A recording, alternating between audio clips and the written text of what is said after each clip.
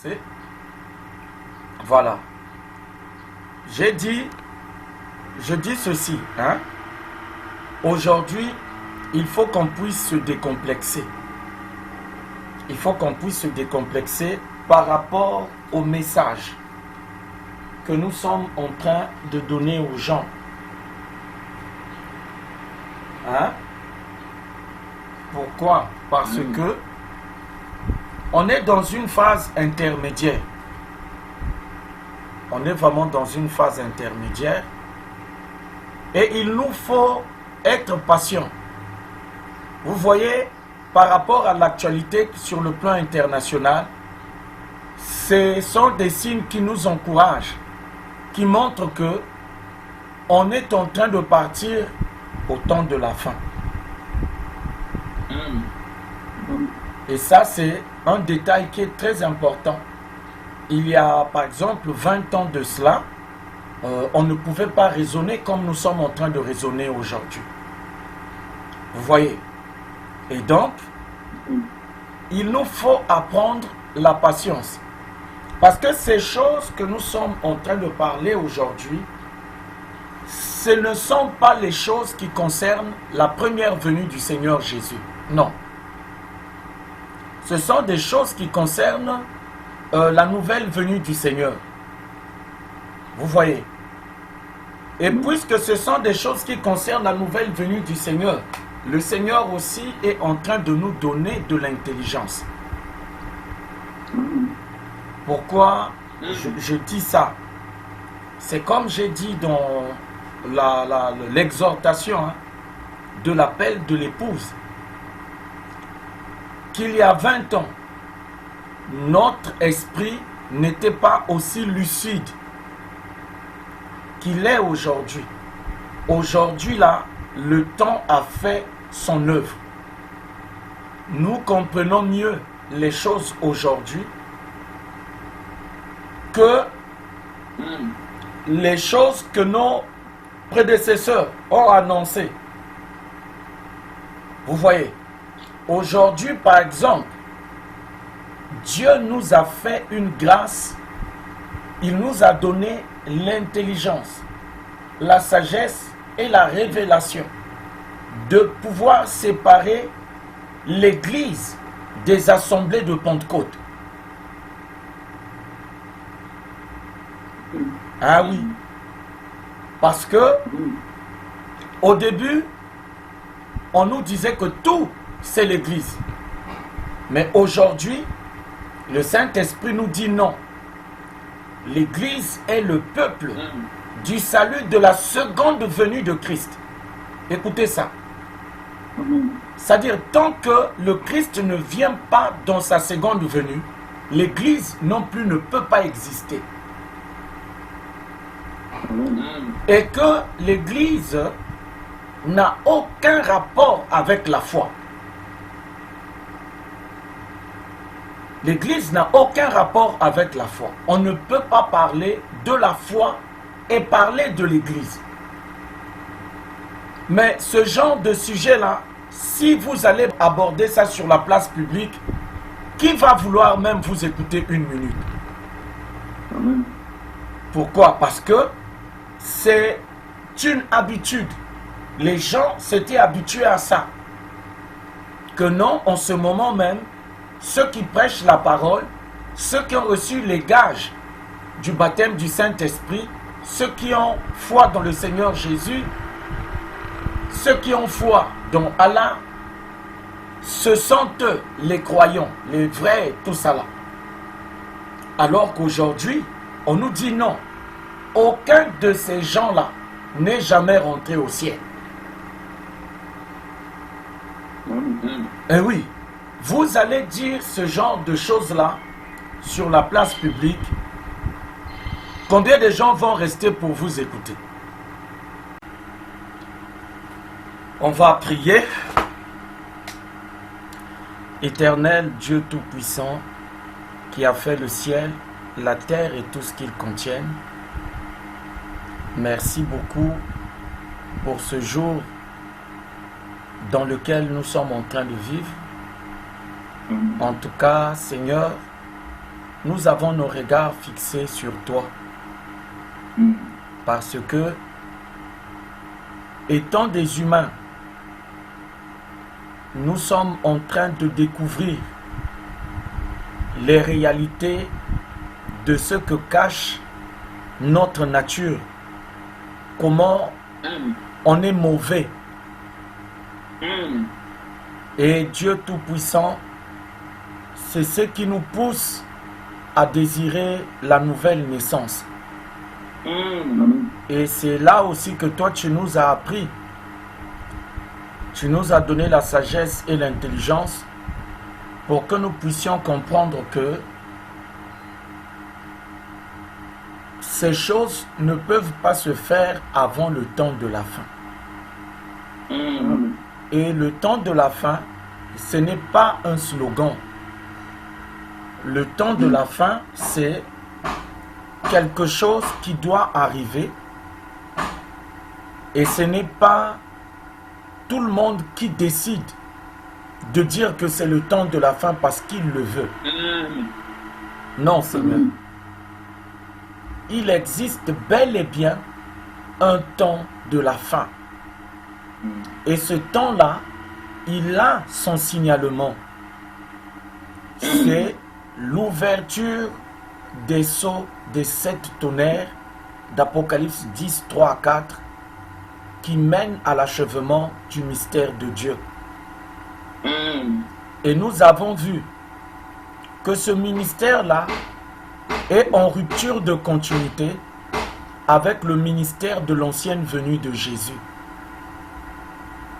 Et Seigneur, nous sommes donc dans une phase de transition, dans une phase où nous avons besoin de toi, que tu nous soutiennes divinement, parce que ce n'est pas facile. Ce n'est pas facile, on se sent un peu comme désorienté, parce que de plus en plus, tu nous donnes l'intelligence de comprendre le fond des choses. Ce qui était pour nous autrefois comme des slogans, parce que tout le monde croyait que c'était comme ça. Aujourd'hui, tu nous recadres. Mais malgré le recadrement là, ce n'est pas ça le message. Nous sommes en train d'attendre la venue de l'Apocalypse de l'ancien des jours. Parce que dans la Bible, tu as révélé l'Apocalypse de Jésus-Christ, le Fils de Dieu. Mais la Bible ne révèle pas l'Apocalypse de l'ancien des jours. Il faut qu'il puisse se trouver son témoin. Comme tu l'as fait avec Jean sur l'île de Patmos. Tu lui es apparu et tu lui as ordonné d'écrire ce qu'il était en train de voir. Les choses qui sont et celles qui devaient arriver après celles qu'il était en train de voir. Et c'est là que tu m'as révélé que Jean était simplement la représentation du prophète du temps de la fin qui doit recevoir son message comme étant le témoin de l'apparition de l'ancien des jours, le parfait. Parce que tu lui as dit ce que tu vois, écris-le dans un livre. Et lui, il dit qu'il était rentré au jour du Seigneur. On sait tous que ce n'était pas le jour du Seigneur dans lequel Jean était rentré. Jean est rentré dans les âges de la foi de cette assemblée des gentils de la Pentecôte, d'Apocalypse 1, 10 à 20. Ce n'était pas encore le jour du Seigneur. Mais c'est en parallèle avec la venue de ce jour-là. Parce que l'ancien des jours doit croiser son témoin, le prophète de la voix du cri de minuit. Pour qu'il puisse crier à minuit, voici l'époux.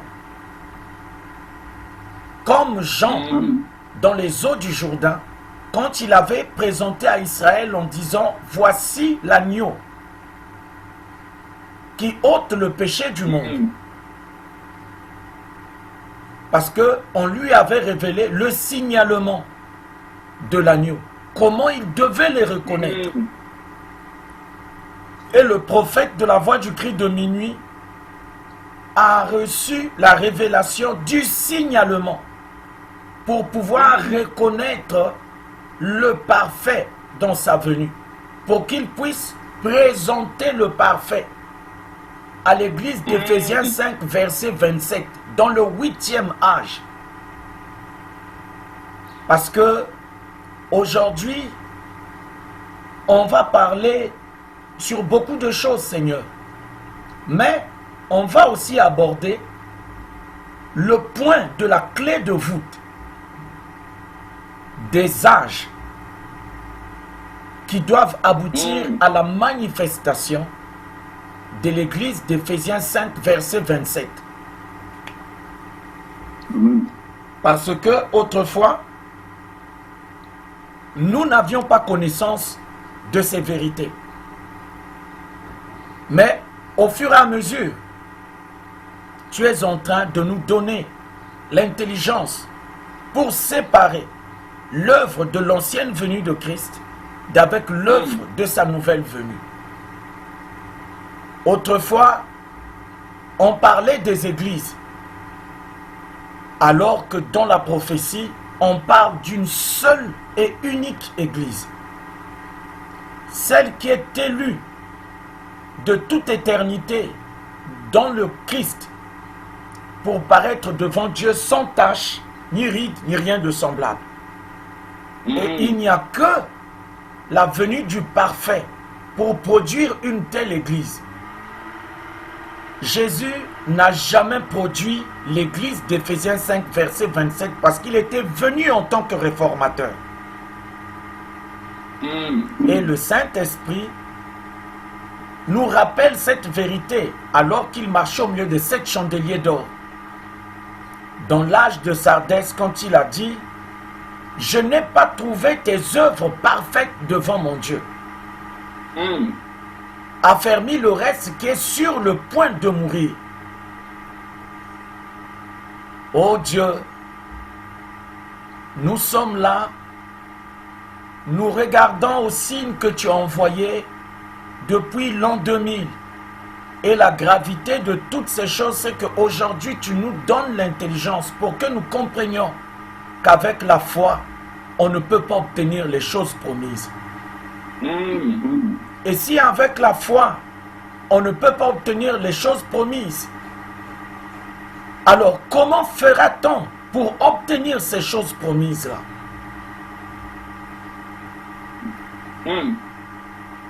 Seigneur, voilà pourquoi nous t'invoquons. Nous avons besoin que tu puisses rentrer en scène. Parce qu'aujourd'hui, tu nous donnes la sagesse et l'intelligence pour que nous sachions faire la différence entre la parole et les sceaux. Pourquoi la promesse de l'ouverture des sceaux de sept tonnerres doit être obtenue coûte que coûte? Pourquoi?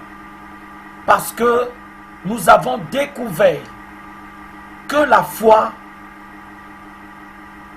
n'est pas la vie céleste. Au ciel, on ne vit pas de la foi. Non. Là-bas, ils vivent de l'achèvement. Et nous avons vu des grands prophètes de Dieu comme Moïse, comme les Noé, qui ont préfiguré ces vérités-là avec les Enoch, les Paul, les Josué, les Abraham, les Isaac, les Jacob, Jésus, les apôtres. Alors que dans le langage populaire, tout le monde dit que quand les gens meurent, ils vont au ciel actuellement. Et c'est toi qui nous montres l'importance de l'ouverture des sceaux. Pourquoi on doit ouvrir les sceaux? Pourquoi? Quelle est la différence entre la parole et les sceaux? La parole nous donne la foi, mais les sceaux nous font entrer dans le pays promis. Alors qu'avec la parole, avec la foi révélée, ils sont morts, ils ont vu et salué le pays de loin. Ils ne sont pas entrés là-bas. Et c'est maintenant que tu nous révèles que là où la foi montre ses limites, c'est là où doit intervenir la promesse de l'ouverture des sceaux. De ce qui n'est pas révélé dans la parole. Et c'est là aussi que tu nous donnes l'intelligence. Nous comprenons aujourd'hui qu'Apocalypse chapitre 5, ce n'est pas l'ouverture des sceaux. Parce que l'agneau qui rentre en scène est la parole. Et il est égorgé, il est immolé conformément à la loi du Sinaï. Or, nous savons tous que les sceaux sont les choses d'un autre testament qui existe en dehors de la parole. Et que pour que ces choses-là soient révélées, l'ancien ministère de la première venue de Christ doit être interrompu. Ça ne peut pas rentrer dans ce domaine-là.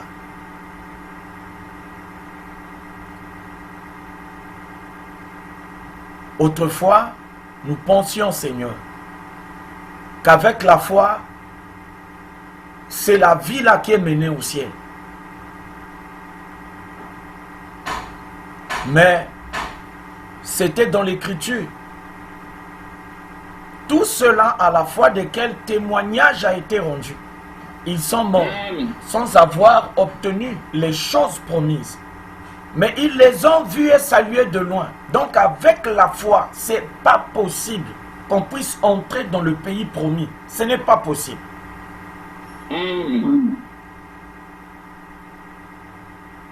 Et celui qui nous l'apprend, c'est toi Dieu. Parce qu'il n'y a que toi pour nous apprendre ça. C'est là dans la Bible. Les gens le voient, mais ils passent dessus. Ils continuent leur chemin.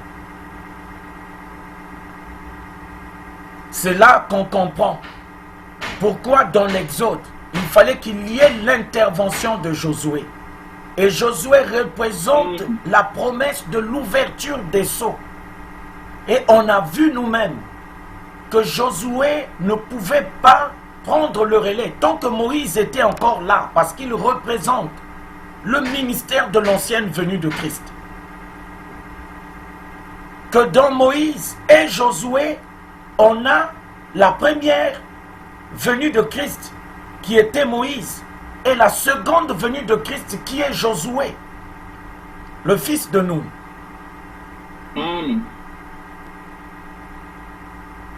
Que tant que l'un des ministères ne quitte pas la scène, l'autre ministère ne peut pas rentrer en scène.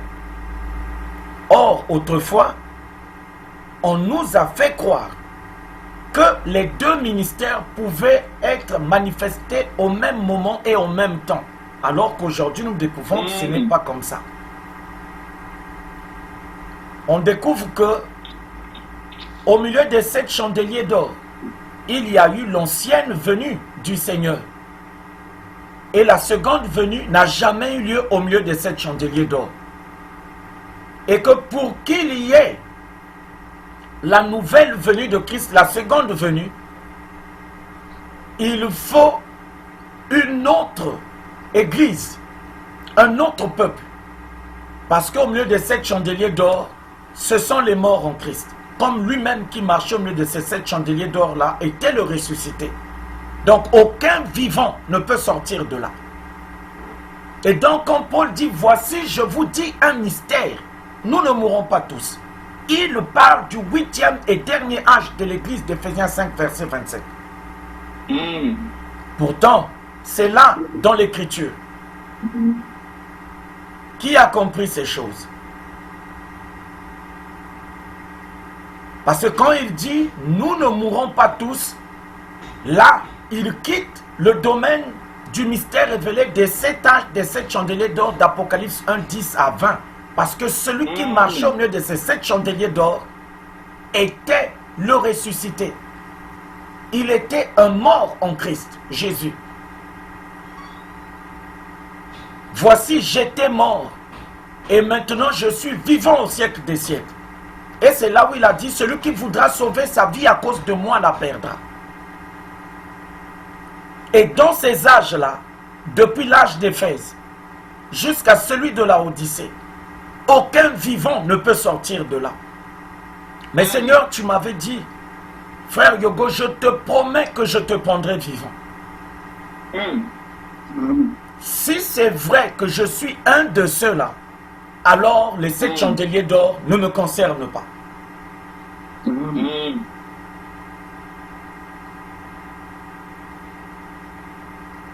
Voilà pourquoi, étant impossible d'obtenir cette promesse-là avec la foi d'Abraham, des apôtres qui pouvaient appeler les choses à l'existence, la foi de Moïse, avec ça, ce n'est pas possible, malgré ces démonstrations-là. Voilà pourquoi nous comprenons aujourd'hui l'importance de la promesse de l'ouverture des sceaux. Parce que ce que la foi n'a pas pu faire pour nous, c'est ce que l'ouverture des sceaux doit faire pour nous. Avec la foi, personne n'est jamais entré dans le pays promis. Personne n'a jamais obtenu les choses promises. Ils ont entendu parler de ces choses-là. Ils sont morts sans les avoir obtenues. Parce qu'une autre grâce rentre en scène. C'est la grâce de l'achèvement. Seigneur, merci beaucoup pour tes plans. Parce que c'est toi qui es tenté de nous conduire, non pas par la parole, mais par les signes que tu as envoyés depuis l'an 2000. On doit voir ces choses arriver, s'accomplir dans la réalité, comme tu as commencé à le faire depuis l'an 2000. La maison en planche noire semblable à une case a été photographiée. L'augmentation du niveau des mers, la construction des digues climatiques, c'est devenu une réalité. Ces complexes hôteliers-là, que tu avais montrés, ont même été filmés. Je suis allé voir ça à Chistère. Oh Seigneur, nous te demandons ton soutien pour que nous ne puissions pas nous détourner de l'objectif qui est celui de rencontrer la constellation des anges, selon que tu l'as annoncé.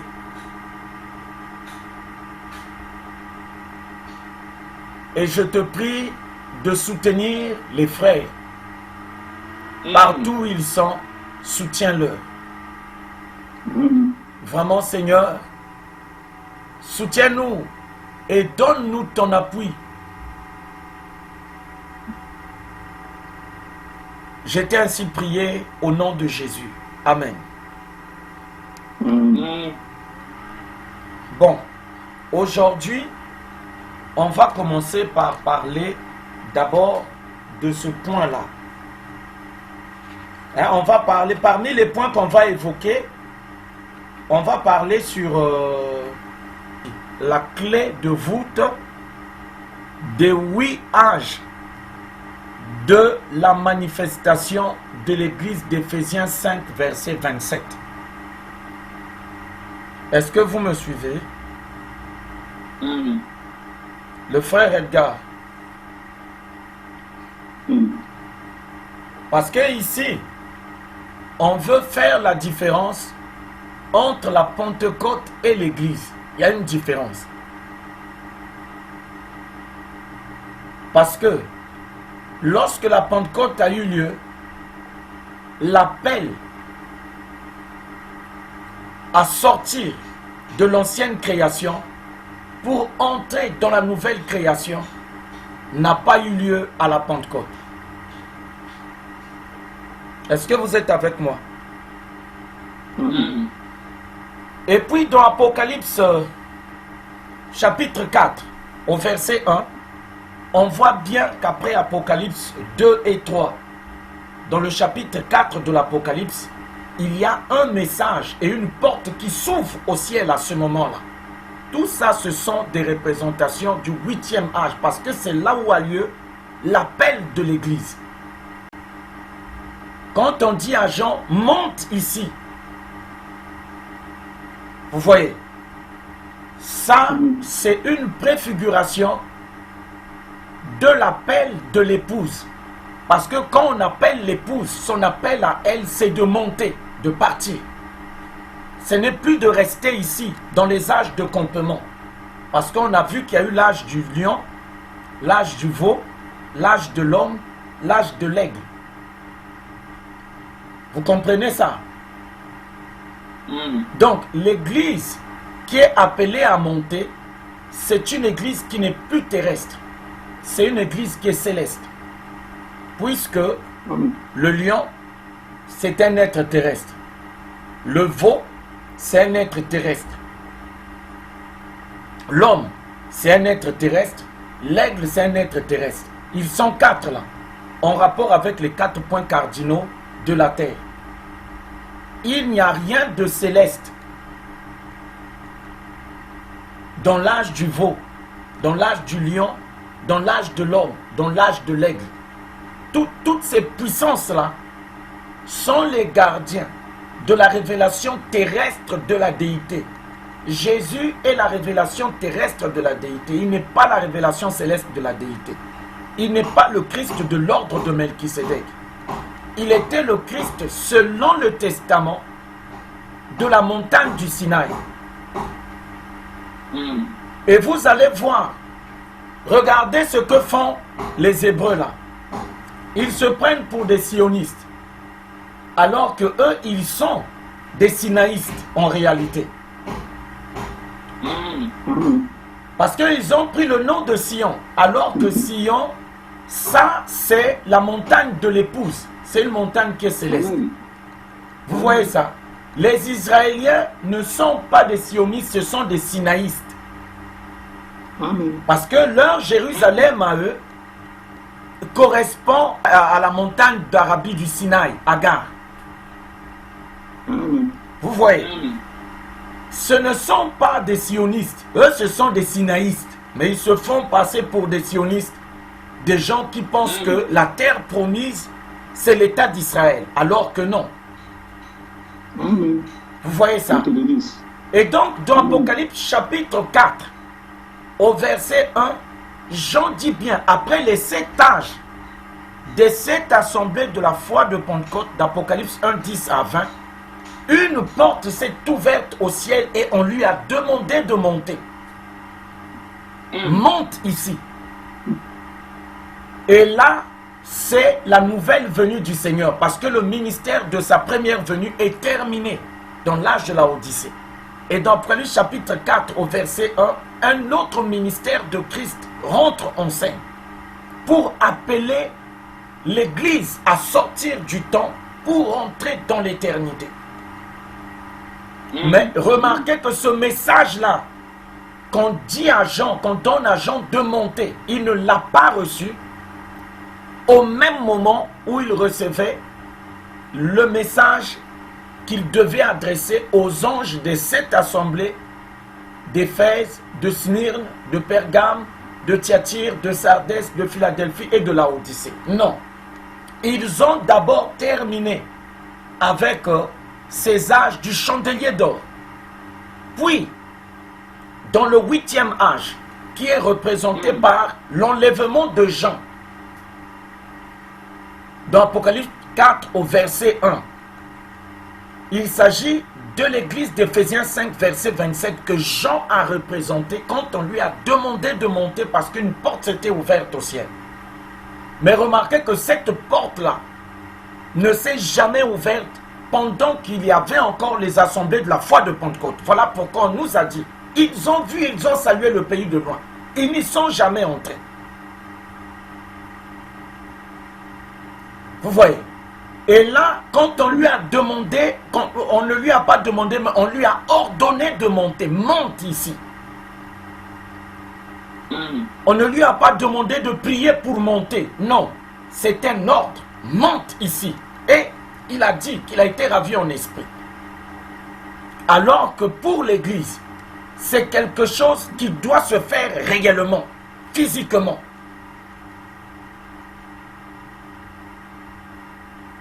Est-ce que vous comprenez ça? C'est clair pour vous? Voilà. Et donc, ça c'était un type. Nous, on va aller dans... comment on appelle? On va aller dans la Bible. Hein? On va aller dans la Bible. On va voir quelque chose là-bas.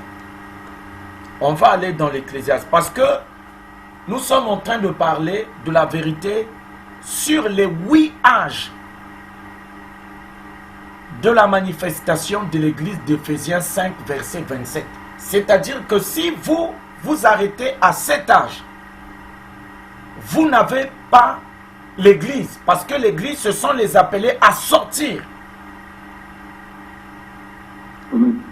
Comment ils sortent? Il faut qu'il y ait un appel à monter. C'est là la sortie. Donc quand on dit à Jean, monte ici, c'est là où il sort en esprit. Mais l'Église sortira physiquement du temps pour entrer dans l'éternité. Donc, il y a eu les âges du campement et il doit y avoir aussi l'âge de l'adoption. Donc, dans Apocalypse chapitre 4, verset 1, là, quand la porte là s'ouvre au ciel, on a fini avec la foi, on entre maintenant dans l'adoption.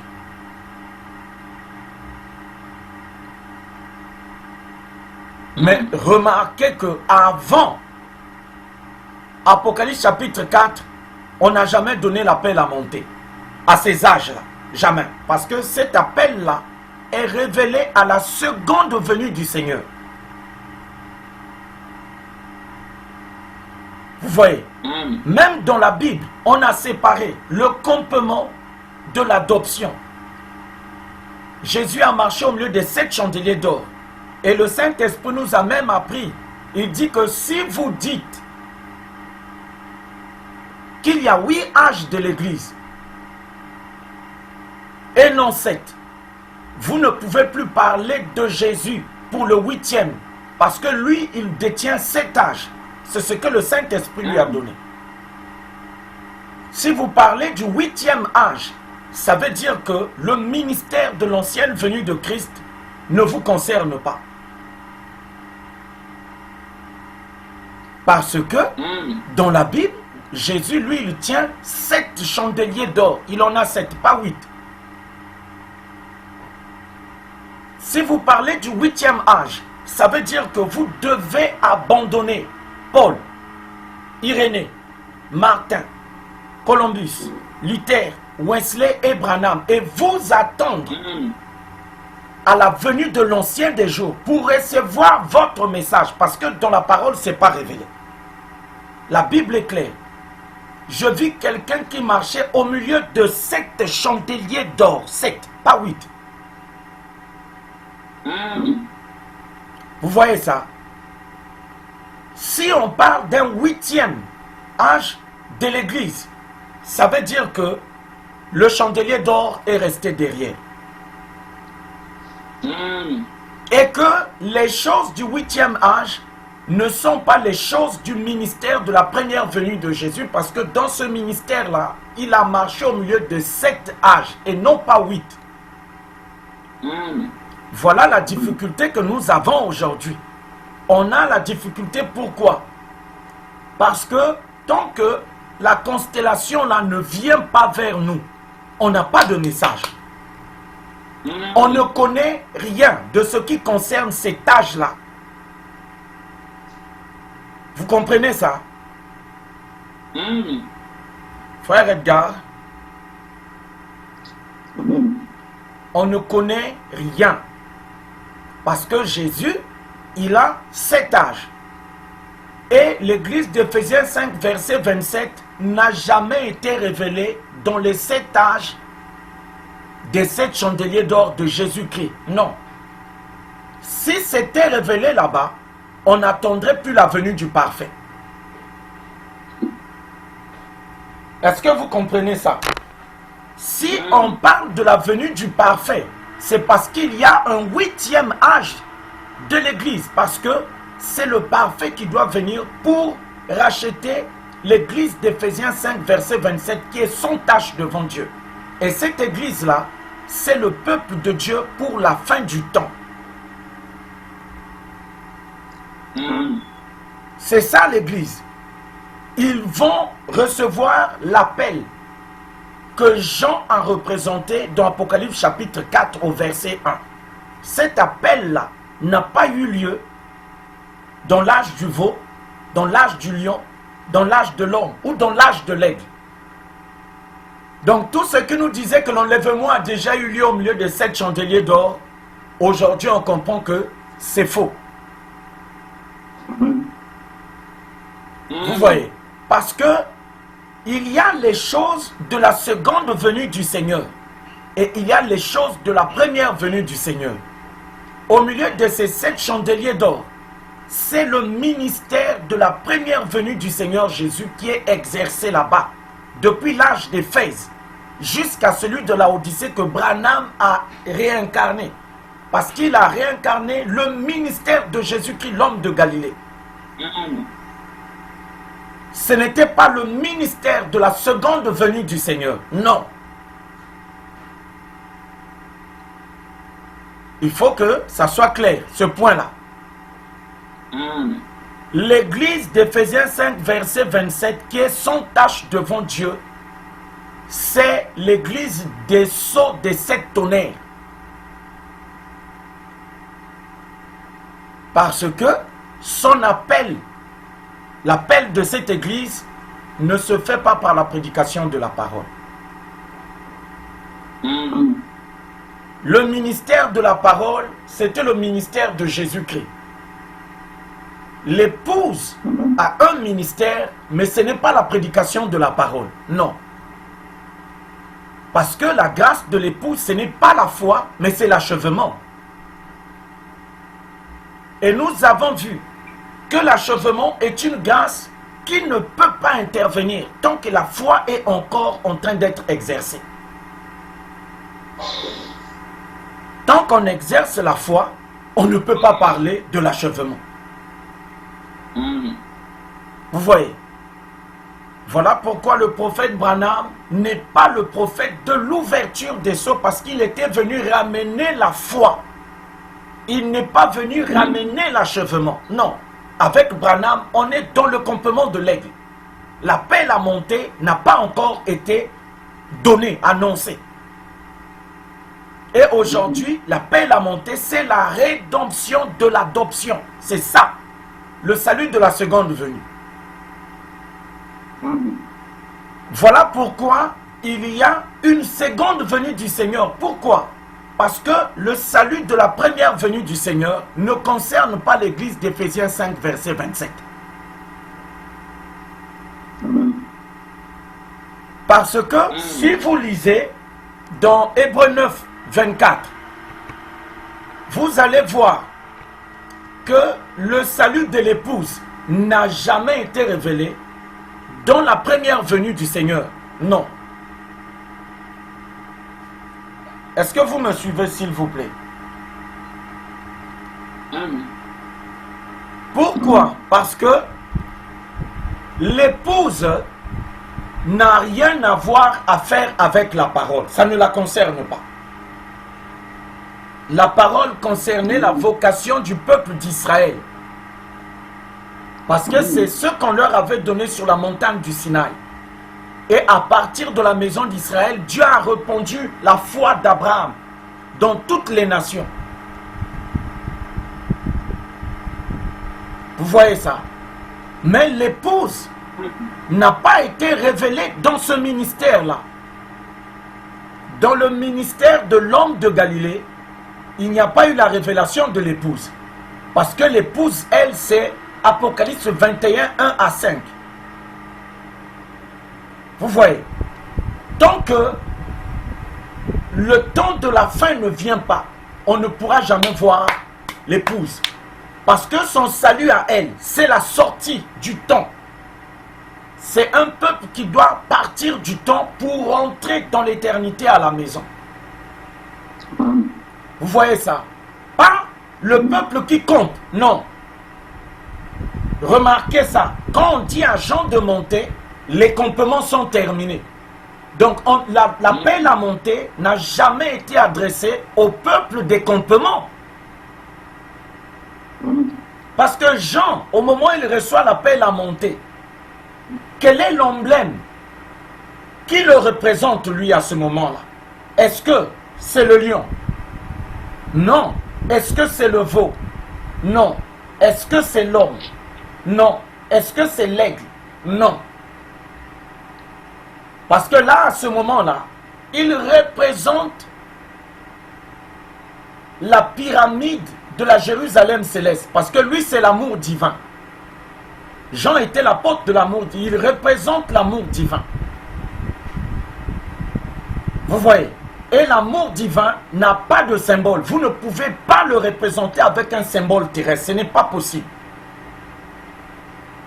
Mais Jean, quand il monte, il représente l'église d'Éphésiens 5, verset 27, qui doit rentrer à la maison du Père. Donc, cette église-là parvient à la perfection. C'est là où on lui demande de monter. Vous comprenez ça? Est-ce que vous êtes avec moi? On va dans Hébreu 9, écoutez. Parce que au milieu du chandelier d'or, on nous a laissé voguer dans beaucoup de confusion. Vous voyez? On vous dit non, l'épouse est la parole. Non. Vous ne pouvez pas parler de l'épouse et parler de la parole. Parce que nous avons bien dit que la foi n'est pas la vie du ciel. Ah oui, si vous dites que l'épouse est la parole, c'est que la foi est la vie du ciel. Et donc, les Hébreux 11, 1 à 2, 13 à 14 et 39 sont entrés dans le pays promis. Et donc, les apôtres eux-mêmes sont des menteurs. Vous voyez, et même Jésus lui-même en ferait de lui un menteur parce que pour lui, il nous dit que pour rentrer à la maison, il faudra attendre son retour. Il dit, je m'en vais vous préparer une place parce que dans la maison du Père, il y a plusieurs demeures. Je m'en vais vous préparer une place et je reviendrai pour vous prendre. Vous voyez ça? Tant qu'il n'y a pas la seconde venue du Seigneur, vous voyez, on ne peut pas dire que les gens sont rentrés au ciel. Non. Sinon, Jésus est menteur. Or, l'Église est appelée à monter et à sortir à la seconde venue du Seigneur. C'est là où le chemin, la vie et la vérité nous seront révélés. Mais avant cette venue-là, ce n'est pas possible. Vous voyez ça? Et donc nous, on nous a fait croire beaucoup de choses qui ne sont pas encore arrivées, comme si elles avaient déjà eu lieu. Et donc du coup aujourd'hui, le Saint-Esprit est en train de nous recadrer pour que nous puissions comprendre pourquoi on parle du 8e âge de l'Église. Parce que s'il n'y a pas un 8e âge de l'Église, la Bible n'est pas la vérité. Parce qu'on a vu Jean, il a écrit aux anges de cette assemblée. Quand ce chapitre-là des lettres est passé, dans Apocalypse chapitre 4, on lui a demandé de monter. Et il a représenté le ministère de la pierre de fête. Parce que l'amour divin est la pierre de fête. Et ce que nous découvrons aujourd'hui, c'est que la pierre angulaire, c'était la parole.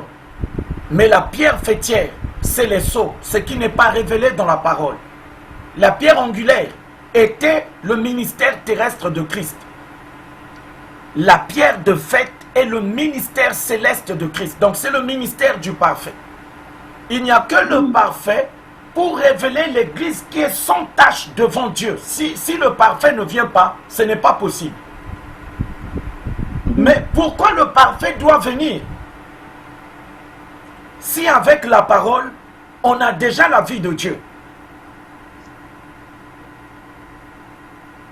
Et que Paul vienne qui nous dise non, nous, on connaît en partie, on prophétise en partie.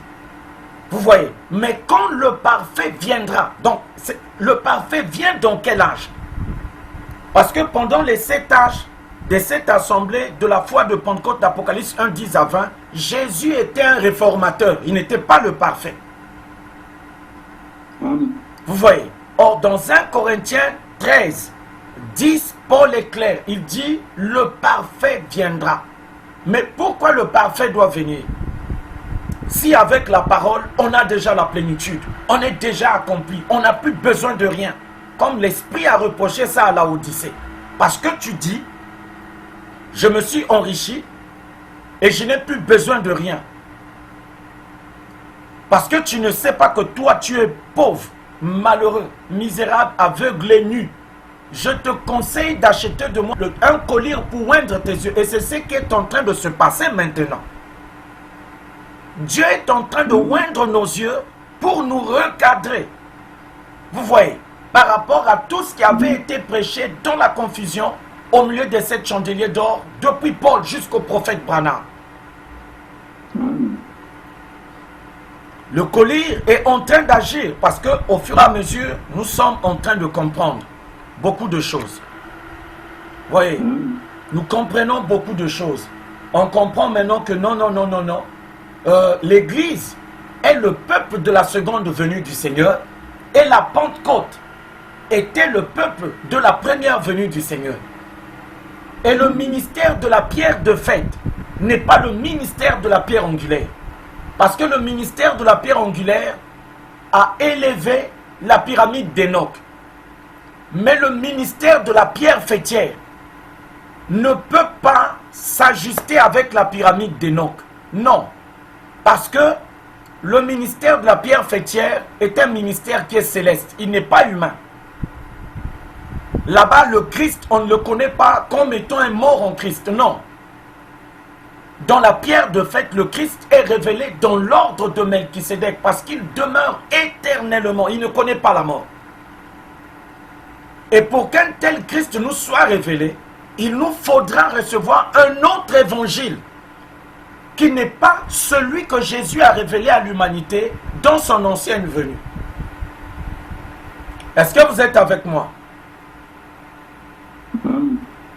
On va aller dans la Bible, hein, dans Hébreux. Dans Hébreux 9. Dans Hébreux 9, verset 24. Écoutez. Attendez, non. Hébreux 9, excusez. Hébreux 9, verset 28, excusez-moi. Hébreux 9, verset 28b. De même, Christ apparaîtra sans péché une seconde fois à ceux qui l'attendent pour leur salut. La première venue de Christ a révélé la foi. Mais la foi n'est pas la vocation de l'épouse. La vocation de l'épouse qui est l'Église, c'est l'achèvement.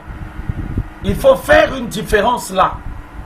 C'est Israël qui avait été appelé à la foi. Est-ce que vous êtes avec moi?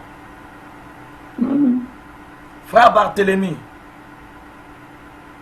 Allô? Amen. Amen. C'est Israël qui avait été appelé à la foi. Et la foi d'Israël, il l'a partagée avec les nations par le moyen de l'évangile. Voilà pourquoi Jésus disait que le salut vient des Juifs. Et il s'agit de quel salut? Ce n'est pas le salut de la seconde venue du Seigneur, non. Il s'agit du salut de la première venue du Seigneur. C'est la foi. Et malheureusement, la foi ayant été révélée dans la loi, on nous dit que la loi ne possède pas l'exacte représentation des choses, mais seulement une ombre des choses à venir, des biens à venir. Donc la foi est le négatif du salut de la seconde venue du Seigneur. Parce que jusqu'ici, si c'était le véritable salut, pourquoi il doit y avoir la venue d'un autre salut à la seconde venue du Seigneur? Et ce salut-là concerne quel peuple? Est-ce que vous comprenez ça? Quand de même Christ apparaîtra sans péché une seconde fois à ceux qui l'attendent pour leur salut. Dans sa première venue, il était attendu en Israël. Mais maintenant, dans sa seconde venue, il est attendu par toute la création. Amen. Vous voyez ça? Ce n'est plus une venue qui se fera dans un lieu géographique. Non. Amen. Est-ce que vous comprenez ça? Il apparaîtra à un témoin qui pourra être localisé géographiquement. Mais elle-même, cette venue de Christ-là, ne sera pas localisée en un seul lieu. Non. Amen. Si le salut était l'œuvre de la première venue du Seigneur, pourquoi on nous parle encore du salut des gens qui attendent la seconde venue du Seigneur? Et qui sont ceux qui attendent le Seigneur dans sa seconde apparition? Parce que ça ne concerne plus ceux du chandelier d'or. Ceux du chandelier d'or, leur salut leur a été révélé à la première venue du Seigneur. C'était la foi. Vous voyez ça? Maintenant là, vous et moi, là où nous sommes là, est-ce que nous parlons comme ceux de la foi de la Odyssée? Eux, ils n'attendent plus rien. Mais moi, je vous ai dit, je dis, nous n'avons pas de message. Nous devons attendre la venue de cette constellation-là. Pourquoi? Parce que tout le message qui nous concerne n'a pas été donné au prophète Branham. Cette constellation-là doit rencontrer un témoin qui va recevoir la commission de la part de Dieu pour divulguer le message de l'ancien des jours au peuple de la terre. Vous voyez ça? Nous sommes aujourd'hui en train d'attendre, parce que nous avons vu que le message de Paul, si déjà Paul n'a pas le niveau de l'épouse, est-ce que c'est Branham qui avait le niveau de l'épouse? Non. Parce qu'il dit, j'ai prêché comme Paul. Amen. Vous voyez ça? Branham a cherché cette église glorieuse d'Éphésiens 5, verset 27, dans son âge. C'est là où on lui a montré la vision de l'église en avant-première. Or qu'au fond, son œuvre à lui, est-ce que c'est l'église ou c'est l'assemblée de Pentecôte, l'œuvre de Branham? Parce que l'église apparaît dans l'achèvement, elle ne paraît pas dans la foi. Voilà le problème. Est-ce que vous me suivez là, frère? Amen. Quand on parle de l'église, on abandonne la foi. Parce qu'il n'y a qu'une seule et unique église. C'est celle qui est sans tache devant Dieu. Pour que cette église-là puisse paraître, le parfait doit venir. On a vu que pendant les 7 âges d'Apocalypse 1, 10 à 20, Jésus qui marchait au milieu de ces chandeliers d'or n'est pas le parfait. C'était un réformateur. Est-ce que le peuple ou l'œuvre de Jésus pouvait être l'église d'Éphésiens 5, verset 27, quand lui-même n'était pas encore élevé à la perfection? Est-ce que vous me suivez? Est-ce que c'était possible? Non. Vous voyez ça? Parce que le salut même que Jésus a révélé à l'humanité, ce n'est pas le véritable salut, mais c'est l'ombre du salut qui doit être révélé au temps de la fin. Voilà pourquoi on nous a dit ici, de même Christ apparaîtra sans péché une seconde fois à ceux qui l'attendent pour leur salut. Ah, il y a un salut qui doit être révélé à l'humanité à la seconde venue du Seigneur. C'est un salut qui n'a pas été révélé à l'humanité à la première venue du Seigneur. Quel est ce salut-là? Mais c'est ce que Jésus dit. Je m'en vais vous préparer une place. Quand je m'en serai allé et que je vous aurai préparé là, alors je reviendrai pour vous prendre. C'est ça maintenant le salut de la sortie. C'est dans ce salut-là que l'Église est révélée. Avec la foi, vous aurez les assemblées de Pentecôte, mais pas l'Église. Parce que selon Paul, l'Église, c'est le peuple de l'achèvement de Dieu. Et l'achèvement ne pouvait pas être révélé pendant les âges du déroulement du rouleau écrit en dedans et en dehors. Donc, quand vous voyez là, oh non, l'épouse prêche la plénitude de la parole. Non, Branham, Paul et Jésus, ils avaient la plénitude de la parole. Ils sont morts et ils sont ressuscités. Or, Paul parle d'un mystère, dit, voici, je vous dis un mystère. Nous ne mourrons pas tous. Même quand on parle des trompettes, les trompettes retentissent dans le 8e et dernier âge de l'église d'Éphésiens 5, verset 27. Ça, ce sont les choses de la seconde venue du Seigneur que les gens veulent traiter par rapport au ministère de la première venue du Seigneur, alors que ça ne peut pas marcher.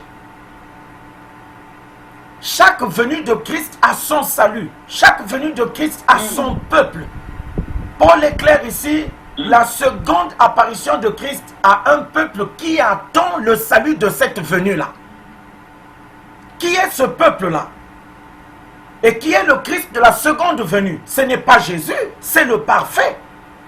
Parce que nous avons vu dans la Bible que Élie devait revenir. Quand Élie est venu, ce n'était plus le Tishbite. C'était Jean le Baptiste. Vous voyez ça? Même quand on a dit dans Malachie 4, Élie viendra premièrement. Le prophète Branham est venu. Quand la sœur Stéphie l'a vu dans les songes, il a vu un vieillard là. Quand elle s'est approchée vers ce vieillard là, elle s'est rendue compte que ce n'était plus un vieillard, c'était le prophète Branham. Il lui a dit, sœur Stéphie, quel est votre problème? On lui a dit, c'est lui Élie.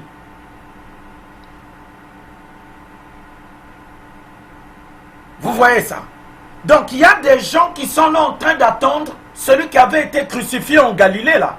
Ils l'attendent dans sa seconde venue. Ils disent non, la seconde apparition de Christ, c'est Jésus qui reviendra.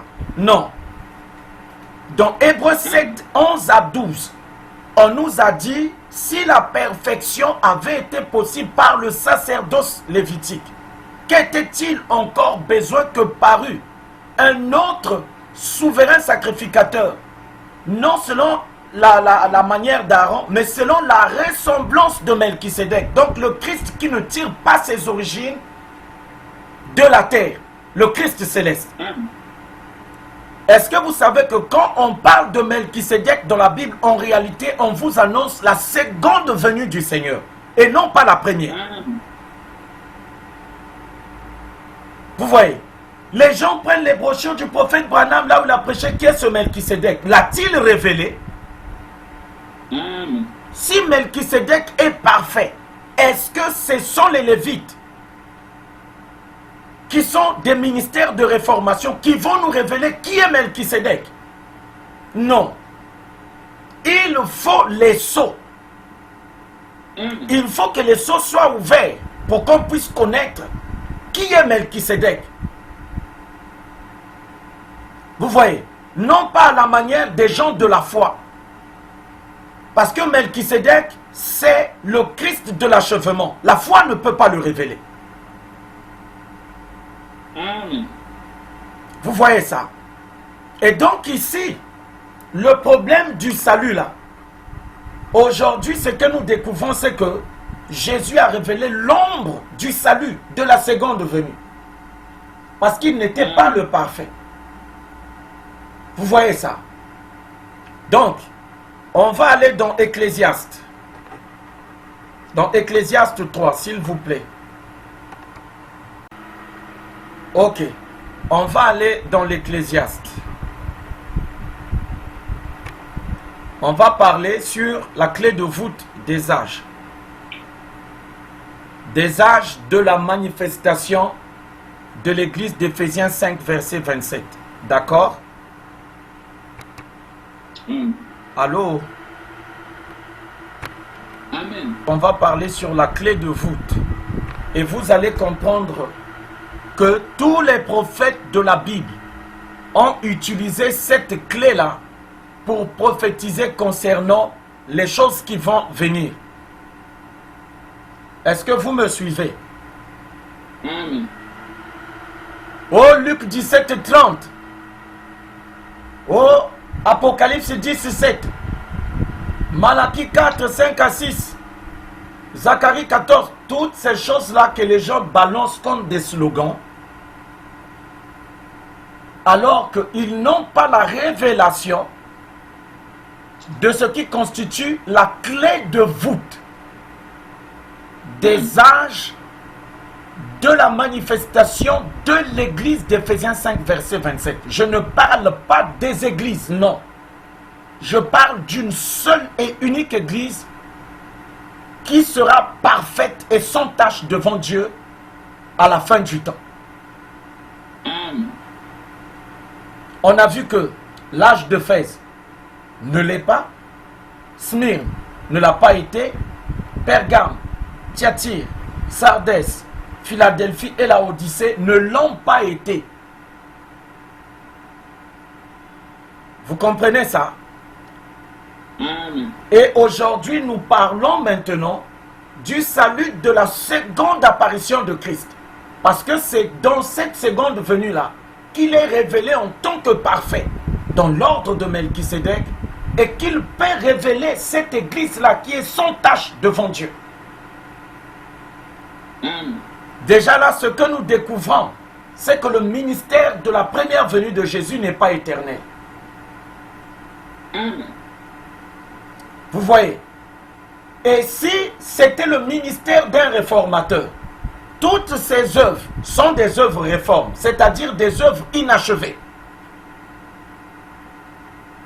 Amen. Et pour qu'il y ait l'achèvement, c'est pour ça que l'Esprit nous a proposé une seconde venue de Christ. Et je suis content de Dieu pour une chose. Au moins, ça ne se fera plus sur le fondement d'un livre religieux de la terre. Amen. La seconde venue du Seigneur ne se fera plus selon la Bible, selon le Coran, pour pas que les musulmans aient à s'affronter avec les chrétiens, pour pas que les chrétiens aient à s'affronter avec les musulmans, pour pas que les juifs puissent dire ça c'est notre chose à nous. Non. Dieu vient arrêter ces querelles humaines là.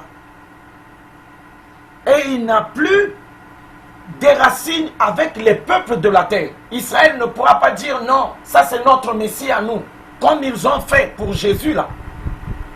Quand ils ont compris que les nations aimaient Jésus, ils ont commencé à dire non, vous ne connaissez rien. Hein? C'est nous, les Israélites, nous sommes du testament du Sinaï, tout ça là, les prophètes sont nos prophètes, les Bibles que vous lisez là sont nos livres à nous. Cette fois-ci, ça ne marchera pas. Vous voyez? Parce que les hommes aiment toujours s'immiscer dans les choses de Dieu. Amen. Et regardez ce que font les Israéliens aujourd'hui là. Les gens comme les Benjamin Netanyahou qui pensent que leur alliance avec Dieu est une alliance éternelle. Alors que la terre a une fin, le temps a une fin. La parole a été révélée pour le temps, pour la terre. Ça ne fait pas rentrer les gens au ciel. Aucune personne avec sa vie pieuse et pleine de piété est rentrée au ciel. Il faut une autre grâce. Dieu exige autre chose. Et cette chose-là manque dans la parole. La parole n'a pas ça. Il n'y a pas d'achèvement dans la parole. Il n'y en a pas. Abraham, Isaac, Jacob, les Noé, tous ces grands prophètes-là, ils ont démontré la foi Mais Paul vient, ils ont dit, c'est au loin qu'ils ont vu le pays. Ils ne sont jamais entrés là-bas. Amen. Amen. Mais si on ne rentre pas dans le pays, à quoi ça servit de souffrir et d'être religieux comme les gens l'ont été pendant les âges de la foi des assemblées de Pentecôte, depuis Adam jusqu'au prophète Branham? Amen. Vous voyez? Et le prophète Branham n'est pas la clé de voûte de tous les prophètes de l'histoire de l'humanité. Ah non! Il n'est pas la clé de voûte là. Non. Amen. Le prophète qui est la clé de voûte de tous les prophètes de l'histoire de l'humanité, c'est le témoin de Dieu pour l'Apocalypse de l'Ancien des Jours. C'est là où l'ange a juré, il n'y aura plus de temps du tout. Parce qu'avec ce prophète-là, le temps ne pourra plus continuer. Le temps doit cesser. Et c'est le prophète du temps de la fin. Le prophète Branham dit que Josué représente. Écoutez ça. Pourquoi on parle de représentation? Il n'a pas dit Josué est le prophète du temps de la fin. Non. Il a dit Josué représente le prophète qui viendra pour l'église. Il n'a pas dit pour les églises. Il a dit Josué représente le prophète qui viendra pour l'église au temps de la fin. Quelle est l'église? Qui recevra pour messager majeur un prophète ayant un ministère parallèle à celui de Josué. Amen. Retrouvez-le au milieu des 7 chandeliers d'or. À Éphèse, c'est Paul. À Smyrne, c'est Irénée. À Pergame, c'est Martin de Tours. À Thyatire, c'est Columbus. À Sardès, c'est Luther. À Philadelphie, c'est Wesley. Et dans la Odyssée, c'est Élie. On revient encore dans les représentations. Élie, lui, il avait été représenté dès le livre de Genèse par le prophète Enoch, le 7e depuis Adam. Amen. Vous voyez ça? Et nous remarquons une chose, que Branham, quand vous parlez de lui, aussitôt vous avez les colonnes de feu, la pyramide d'Enoch qui n'a jamais été coiffée. Il a mis l'amour divin comme étant la pierre de fête là, mais non. Cette pyramide-là n'a jamais été coiffée. Parce que la coiffure, la pierre fêtière est la seconde venue de Christ. Nous avons vu qu'au milieu des 7 chandeliers d'or, Christ a exercé le ministère de son ancienne venue. Mais sa seconde venue n'a jamais eu lieu dans ce mystère-là. Et le prophète Branham a dit que c'est la stature d'un homme parfait. Oh, comment ça? Est-ce que l'homme parfait a besoin de foi? Non. Est-ce que l'homme parfait a besoin de grandir? Non. Quand on est parfait, on ne grandit pas. Amen. On est achevé. Celui qui est parfait ne peut pas grandir. Hein? Amen. Et il dit que le fondement de cet homme-là, c'est la foi. Non, je suis désolé. Amen. Il n'y a pas de rapport entre la foi et la perfection. Non, non, non, non, il n'y a pas de foi. Il n'y a pas de rapport. Amen. Est-ce que vous comprenez ça? Il n'y a pas de rapport entre la foi et la perfection. Parce que s'il y avait un rapport, il parviendrait à l'achèvement. Amen. L'ont-ils été? Non, ils ne sont jamais parvenus à l'achèvement. Amen. Vous voyez, même quand on dit quand j'étais enfant, je raisonnais comme un enfant. L'enfant, c'est la Pentecôte. C'est l'esclave. C'est Ismaël. Avec la Pentecôte, vous ne pouvez pas hériter parce qu'on demeure des humains avec la Pentecôte. On a le baptême du Saint-Esprit là. On demeure toujours humain. Mais Paul dit, quand je suis devenu homme, c'est-à-dire que j'ai revêtu le corps de ma nouvelle naissance. Alors ce qui était de l'enfant a disparu. Donc vous ne pouvez pas être homme en Christ tout en demeurant humain. C'est là où on a besoin de la nouvelle naissance. Vous voyez? Amen. Parce que il y a notre ancienne naissance qui a fait de nous des humains, en tant qu'humains. Et la nouvelle naissance, c'est pour faire de nous des hommes de la nature et de la race de Dieu. C'est ça la nouvelle création. Ça, ce n'est pas une conversion. Parce qu'il y a une différence entre la conversion et la création. La conversion, c'est au niveau du caractère. C'est au niveau religieux. C'est au niveau comportemental. Mais la création, c'est une nature. C'est une chose toute faite déjà. C'est accompli. Vous voyez, il y a une différence entre la naissance, qui est une création, et la conversion, qui est un changement de l'être qui a déjà été créé, qui existe déjà dans une certaine nature, dans une création donnée. Tel que là, on est humain. On peut avoir été quelqu'un de mauvais dans le passé par rapport à la connaissance du bien et du mal, et on se répand, on se convertit, on fait maintenant le bien. Mais ça n'a pas de rapport avec la nouvelle naissance. Parce que beaucoup de gens ont pris la conversion pour la nouvelle création. La Pentecôte l'a fait. Vous voyez ça? Alors, écoutez, on nous dit ceci dans l'Ecclésiaste 3.15. C'est très important. Je vais vous donner quelque chose, la clé de voûte. Écoutez, vous y êtes là? Voilà, écoutez bien. J'ai reconnu que tout ce que Dieu fait durera toujours. Il n'y a rien à y ajouter et rien à en retrancher. Écoutez bien, écoutez. Suivez bien Salomon. C'est Salomon qui donne la clé de voûte. Alors qu'il n'était pas prophète, il était sage. Il dit, j'ai reconnu que tout ce que Dieu fait durera toujours. Est-ce que vous me suivez là? Qu'il n'y a rien à y ajouter et rien à en retrancher. Et que Dieu agit ainsi afin qu'on le craigne. Durer, vous savez ce que ça veut quand Salomon dit, j'ai reconnu que tout ce que Dieu fait durera toujours. Vous savez ce que ça veut dire? Allô? Allô? Oui. Quand Salomon dit dans l'Ecclésiaste 3.14, j'ai reconnu que tout ce que Dieu fait durera toujours. Et qu'il n'y a... C'est intact. C'est éternel. Non.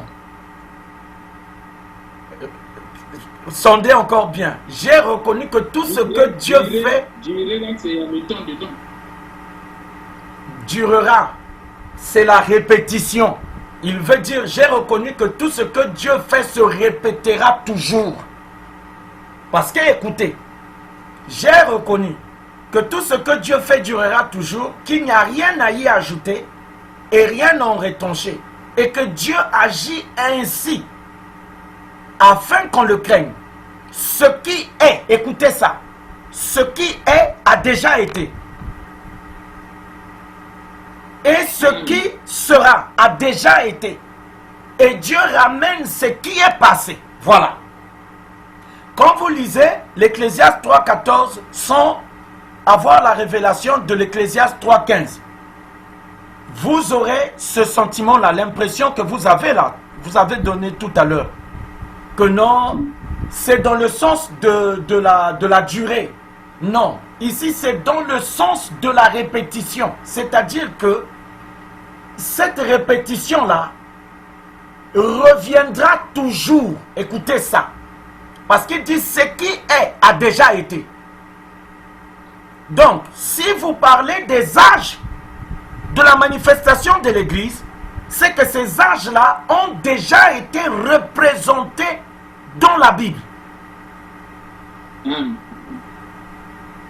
Non, je veux me rendre un peu plus clair. Écoutez, quand Salomon dit, j'ai reconnu que tout ce que Dieu fait durera toujours, qu'il n'y a rien à y ajouter et rien à en retrancher, et que Dieu agit ainsi afin qu'on le craigne. Et maintenant, il vous explique ce qui est a déjà été.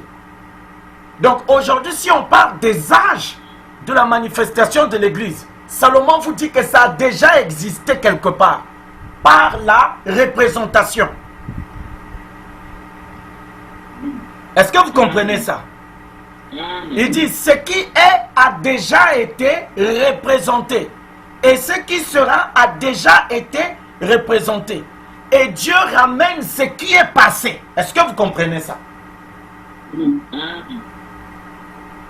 Est-ce que vous avez compris? C'est-à-dire que vous ne pouvez pas parler des âges de l'Église sans vous référer au passé. À ce qui s'est passé dans la Genèse. Si vous voulez parler des âges de l'Église, il faut vous référer à ce qui a déjà été. Parce qu'on sait qui est a déjà été. Et ce qui sera a déjà été. Et Dieu ramène ce qui est passé. Il parle de ça par rapport au temps.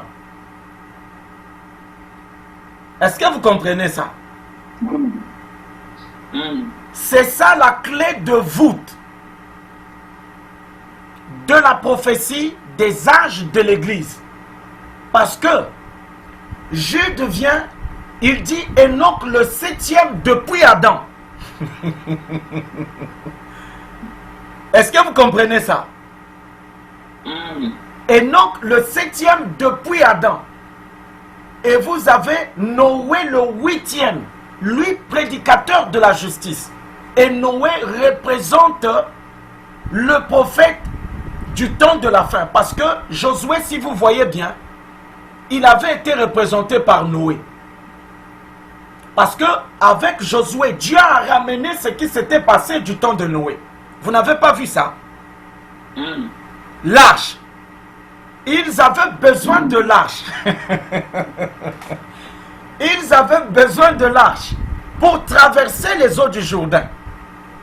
Pour passer au travers des eaux du Jourdain au moment des pluies de la moisson. Quand le Jourdain est en crue. Josué est venu, il a fait ce que Dieu avait déjà fait avec Noé. Il avait besoin de l'arche parce qu'il a dit l'arche vous montrera le chemin. Or, en faisant comme ça, il faisait référence à ce qui s'était passé du temps de Noé.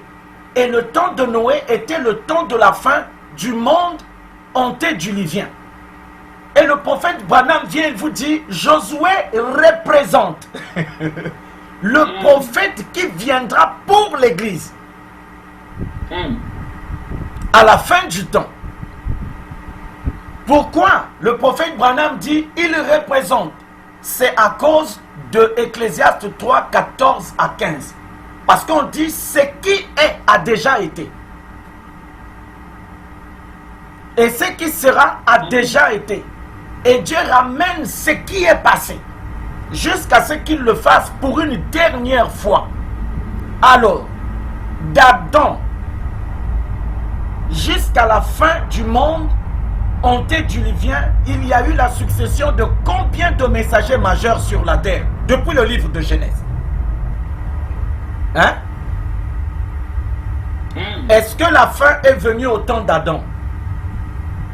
On va aller dans Genèse 5. Allons là-bas. Parce que tout c'est là-bas, dans Genèse 5. Là. Salomon le sage nous a déjà prévenu. Il dit, Dieu ramène toujours ce qui est passé. On va aller là-bas. Dans Genèse 5, on va.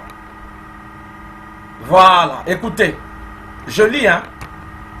Voici le livre de la postérité d'Adam. Donc, dans Genèse 5, là, il n'y a pas la sémence du serpent et le reste là, non. On parle de la généalogie des descendants d'Adam. Et on va voir. Parce que Salomon a dit, Dieu ramène ce qui a déjà été. Dieu ramène ce qui est passé. Donc, au temps de la fin, on va vous ramener un prophète qui aura un ministère en parallèle avec Noé, avec Josué, avec Lot. Parce que ce sont tous des prophètes qui ont représenté la fin du temps. Lot l'a représenté pour le temps de Sodome et Gomorrhe, au temps d'Abraham. Noé l'a représenté dans la généalogie d'Adam. Et Josué l'a représenté dans l'exode d'Israël pour rentrer dans le pays de Canaan. Voilà pourquoi aujourd'hui nous comprenons que Moïse a représenté le ministère de la première venue du Seigneur. Et Josué a représenté le ministère de la seconde venue du Seigneur. Et c'est déjà pour vous dire que le Christ de la première venue ne sera pas le Christ de la seconde venue. Parce que autrement, Moïse serait Josué. Ils auraient été une seule et même personne. Vous voyez ça? Alors, on nous dit, voici le livre de la postérité d'Adam. Lorsque Dieu créa l'homme, il le fit à la ressemblance de Dieu. Adam, âgé de 130 ans, engendra un fils à sa ressemblance. Il lui donna le nom de Seth. Après Seth, Seth a engendré Enoch. Donc, Adam, Seth, Enoch, Kénan, Mahalaleel, Jéred, Enoch, le septième. D'accord? Est-ce que au temps d'Enoch, la fin du monde est venue là-bas? Maintenant, regardez. Enoch, âgé de 65 ans, engendra Métouchéla. Métouchéla n'a jamais été un prédicateur. Parce que à partir, après Enoch, on parle de Noé, lui huitième, ce prédicateur. Donc, il s'agissait des messagers, des gens qui avaient une mission à vocation prophétique. Donc, on dit Enoch a engendré Métouchéla. Métouchéla n'était pas un prophète. Vous voyez, il a engendré, Métouchéla a engendré les mecs. Les mecs n'étaient pas un prophète. Métouchéla a engendré Noé. Et c'est là où il dit, celui-ci nous consolera de nos fatigues et du travail pénible de nos mains, provenant de cette terre que l'Éternel a maudite. Donc, la fin du monde vient au temps de Noé. Et Noé, ici, là, on a vu que depuis Enoch à Noé, il y a deux patriarches qui n'ont pas été comptés. Il y a Métouchéla et Lémec. Parce qu'on va aller dans 2 Pierre 5. On va aller dans 2 Pierre 5.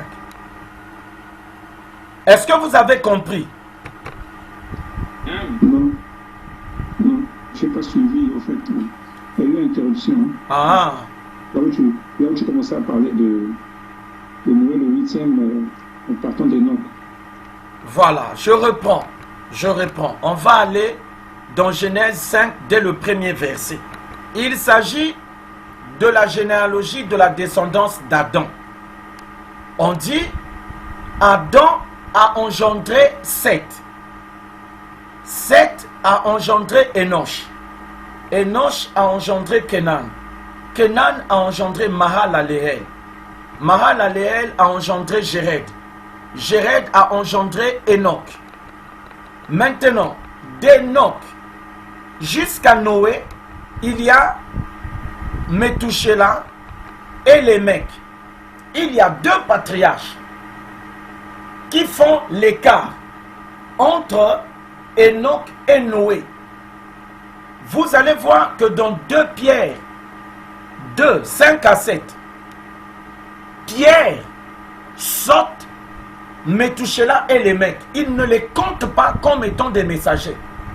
Il dit Noé, lui 8e. Alors qu'en réalité, Noé serait le 9e. Mais on ne les a pas comptés parce que ce n'étaient pas des messagers. Ils n'avaient pas de message. Ce n'étaient pas des prédicateurs. Donc on va aller dans 2 Pierre. Dans 2 Pierre 2. Est-ce que vous êtes avec moi, s'il vous plaît? Amen. Edgar, c'est clair? Amen. Voilà, on va aller dans 2 Pierre 2. Écoutez, 2 Pierre 2, 5. S'il n'a pas épargné l'ancien monde, mais il a sauvé Noé, lui 8e, alors qu'on a vu là-bas qu'il y a Métouchéla et les mecs qui n'ont pas été comptés pour arriver à Noé. Lui dit, lui 8e, ce prédicateur de la justice. Donc ici, là, prédicateur, déjà, on sait qu'il s'agit d'un prophète. Il est messager, il a un message de Dieu. Est-ce que vous comprenez ça? Amen. Amen. Maintenant, Pierre nous dit, Noé, lui 8e. Donc, quand on parle de la fin du monde ou de la fin du temps, partons depuis Paul. Parce que Paul ici représente la première venue du Seigneur qui est notre Adam. Parce qu'on dit qu'Adam était la figure de celui qui devait venir, c'est-à-dire Jésus. Et Paul était son messager. Branham est le 7e depuis Paul. Est-ce que vous suivez là? Il a été représenté dans Genèse par Enoch, le 7e. On le voit dans Jude 14. On va aller dans Jude 14 pour rendre ça très clair pour vous. Parce que quand Paul dit ce qui sera, c'est ce qui a été. Est-ce que vous comprenez ça? Il faut donc se référer au premier prototype, voilà. C'est des prototypes. Pas des antitypes, mais des prototypes. Dans la Bible, on n'a que des prototypes. Voilà, on va aller dans Jude 14. Écoutez. Jude dit ceci. C'est aussi pour eux qu'Enoch, le 7e depuis Adam, a prophétisé en ces termes. Enoch a prophétisé, mais il n'était pas le prophète de la venue du Seigneur. Parce que lui, il dit, c'est aussi pour eux qu'Enoch, le 7e depuis Adam, a prophétisé en ces termes. Voici le Seigneur est venu avec ses saintes myriades. Suivez-moi bien. Enoch a prophétisé sur la venue du Seigneur. Mais le Seigneur n'est pas venu dans l'âge d'Enoch. Et il était 7e. Lui, il a représenté Élie de Malachie 4, 5 à 6b, qui a prophétisé la seconde venue du Seigneur. Parce qu'il a dit, je suis le précurseur de la seconde venue du Seigneur. Donc, dans la Bible, dans Genèse, il a été représenté par Enoch, le 7e depuis Adam. Et on voit bien qu'il est le 7e messager depuis Paul. Est-ce que vous comprenez ça? Il a prophétisé concernant la seconde venue du Seigneur. Mais ça n'a pas eu lieu en son temps. Vous voyez ça? Maintenant, après le prophète Enoch, le prochain prophète qui est venu était le prophète de la fin du monde, Noé, le 8e. La fin est venue dans l'âge de Noé, le 8e prédicateur. Donc, les mecs et Jéred là, on ne les a, et Mahalaleel ou Métouchéla, on ne les a pas comptés comme étant des messagers. Pierre est allé, il a parlé du salut. Donc il y a, vous avez, au temps d'Adam, l'agneau a été immolé. Au temps de Noé, le salut c'était la sortie. Il fallait sortir de l'ancien monde pour entrer dans le nouveau monde. Donc c'est un âge qui a préfiguré le temps marqué par Dieu où la nouvelle naissance doit venir. Est-ce que vous comprenez ça? Voilà pourquoi vous allez voir. Jésus vous dit, ce qui s'est passé du temps de Noé se répétera de même. Mais sur le fondement de quoi? Il vous dit ces choses-là. Mais c'est sur le fondement d'Ecclésiaste 3, 14 à 15. Parce que Dieu a toujours ramené, et il ramènera toujours ce qui a déjà été.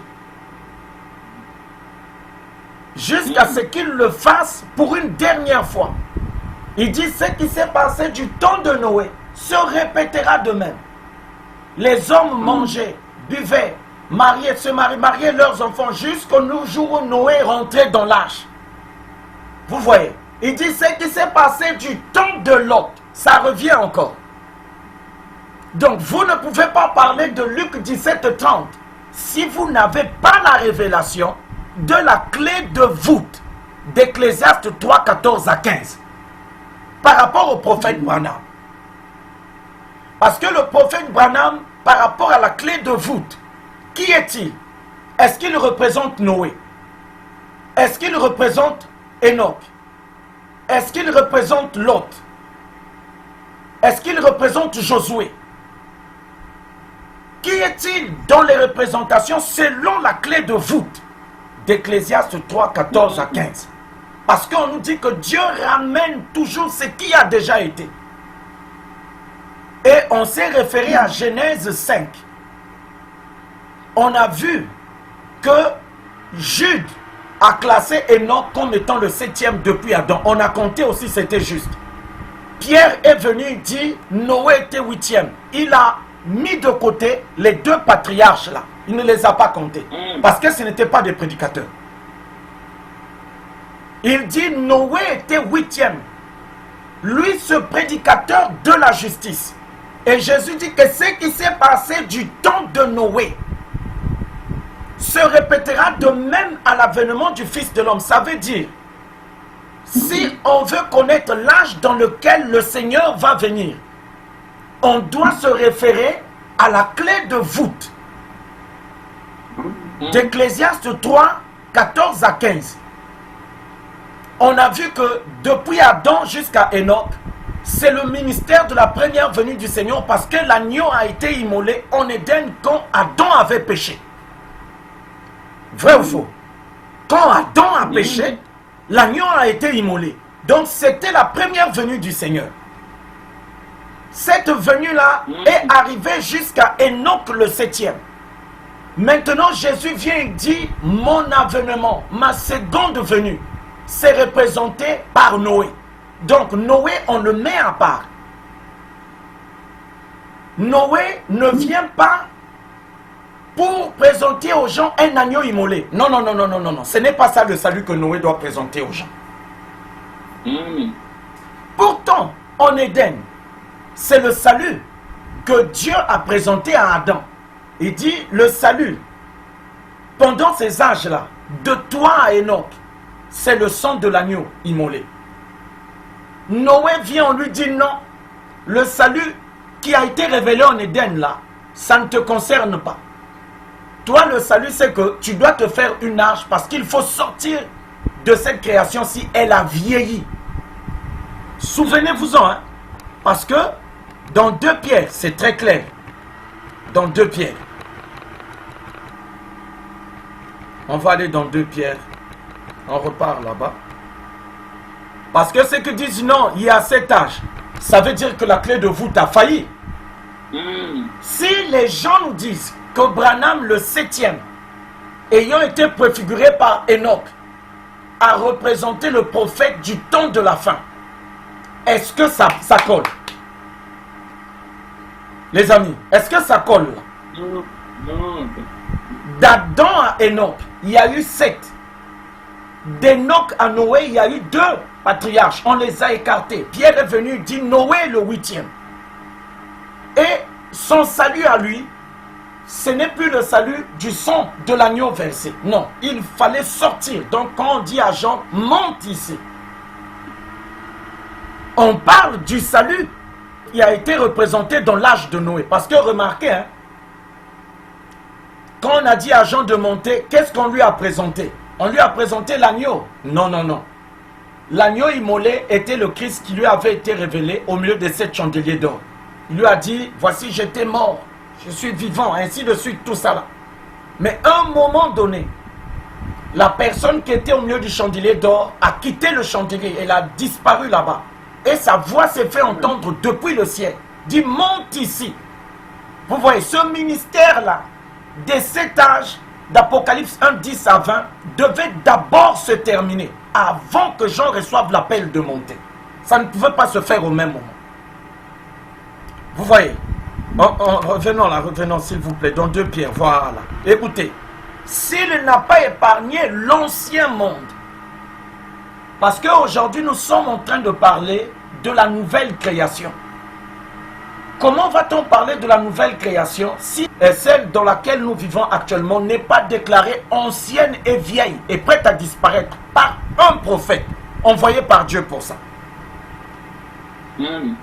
Hein? Il ne suffit pas seulement que les gens viennent nous dire non, on est arrivé au temps de la fin, c'est la fin du monde. Est-ce que c'est ce que Dieu a dit?